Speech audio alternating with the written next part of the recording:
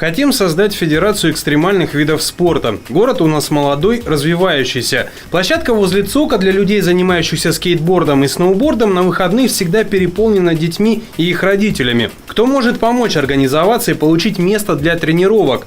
Уже обращались в комитет молодежи, спорткомитет и администрацию города. Хотелось бы узнать, кто может помочь в осуществлении проекта.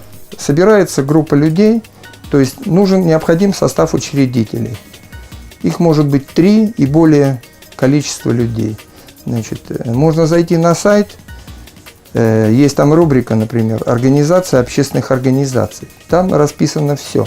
Для начала, для того, чтобы получить аккредитацию данной федерации городской, необходимо ее зарегистрировать в органах юстиции.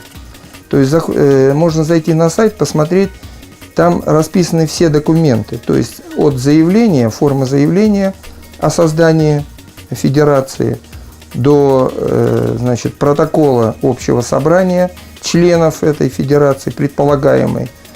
Вот. И необходимо разработать устав, создать весь этот пакет, который-то, в общем-то, на сайте есть. Вот. И зарегистрировать в первую очередь ее как общественное объединение. Форму его уже, какое оно будет там, это уже сами учредители, они уже сами должны определиться, насколько это будет общественная организация или какое-то акционерное общество или что-то такое, в каком виде, или некоммерческое партнерство, эта федерация, как она будет функционировать, им уже самим определиться надо.